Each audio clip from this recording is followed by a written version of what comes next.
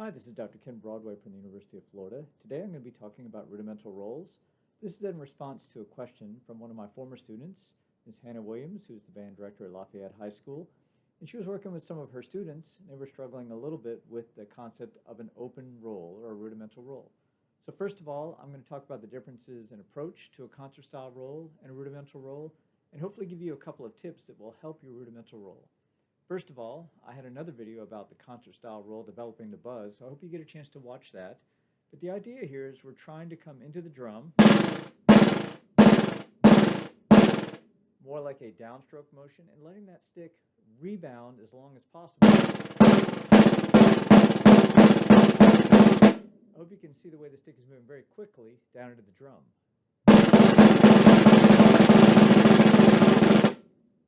The rudimental roll is slightly different in approach, that we want to make sure that we get just 2 bounces, not a multiple bounce.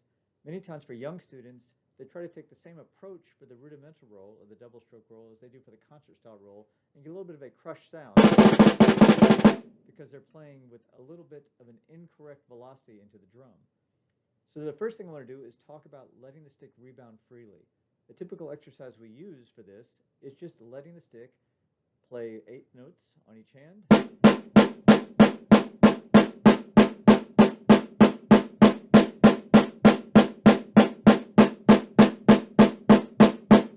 You can see the stick is coming back up to the point where it started. So almost like dribbling a basketball.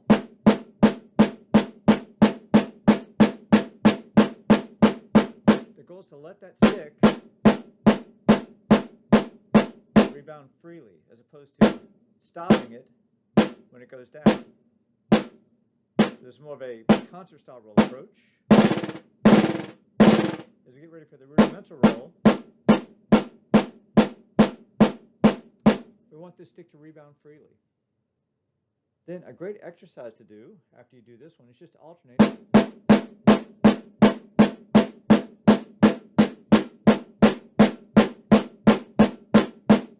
Trying to let that stick come back up, because we're going to try to get 2 strokes for every wrist motion.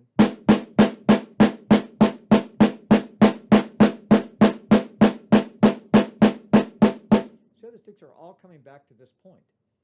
So the next exercise I might work on would be 8th notes alternating, and then I'm going to try to get 16th notes, again trying to get 2 strokes for every wrist motion. So I'll demonstrate.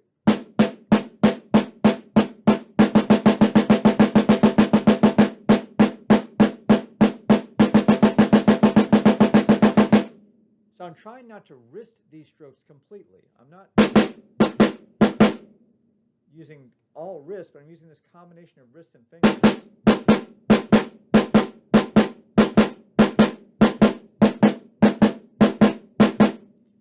So I might do an exercise where I break it down hand to hand. Now I'm just going to try to get the doubles in the right hand.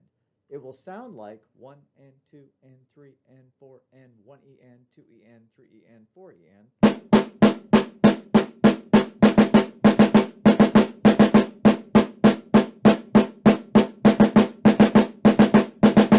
Now I'll do the same thing, letting the left hand do the double. Now it'll sound like 1 and 2 and 3 and 4 and 1 and a 2 and a 3 and a 4 and a.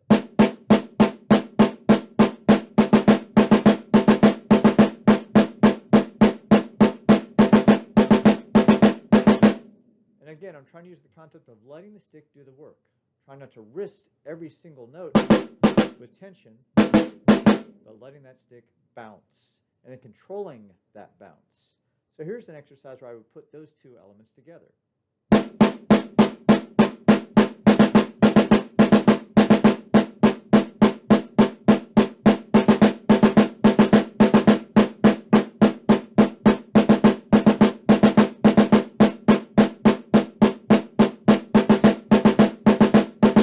Again, trying to stay very relaxed all the way through.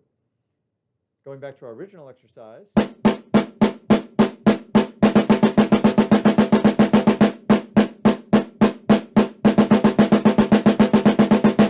you see that while my wrist is moving, the fingers are doing a great deal of this. By the way, I want to mention there's a wonderful book called Stick Control by George Stone. I highly recommend you get this book. This goes through many more exercises of this nature. Another exercise we often use in marching percussion is a double beat exercise. Sounds something like this.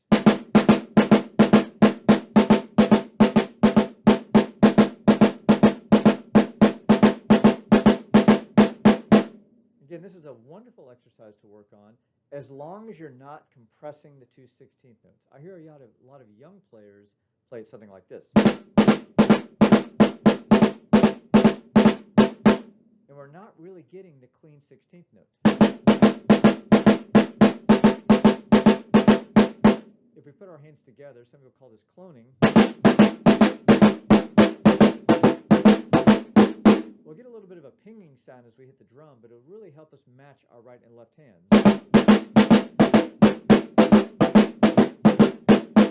All of these exercises are designed to let this stick bounce and control the bounce. So the goal is to practice it slowly. Many times if we just dive into this rudimental roll quickly, we won't get a clean sound. We won't not hear every precise 30-second note. So we go slowly.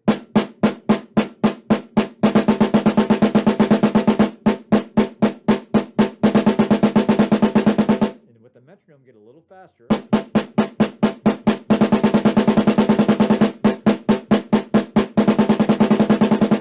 And a little faster.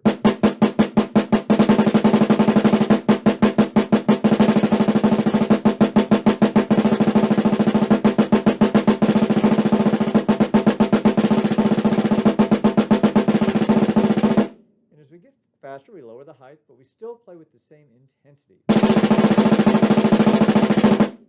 So again, the concert style roll, we tend to use maybe a little bit more pressure with the front of the hand to achieve that multiple bounce. With the rudimental roll, maybe a little less pressure with the fulcrum to let the stick rebound. So I'm going to do the exercise once with concert style rolls and then once with rudimental. See if you can see the difference in the hand tension. It's hard at a distance, of course.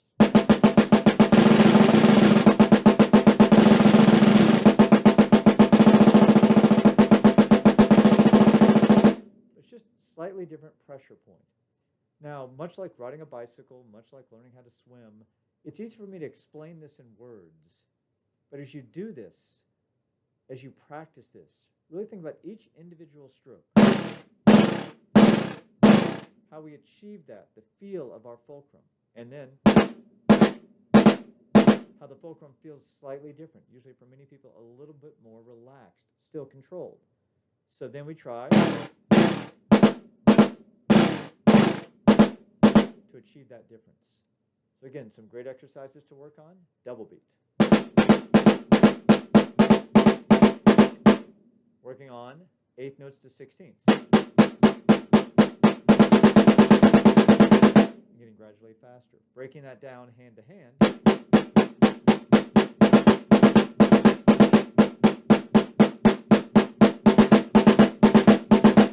And finally, as you get faster, trying to achieve the true 30-second note sound.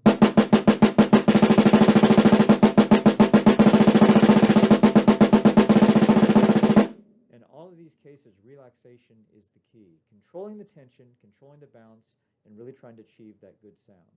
Slow practice and a lot of repetition of correct behavior makes for a correct roll.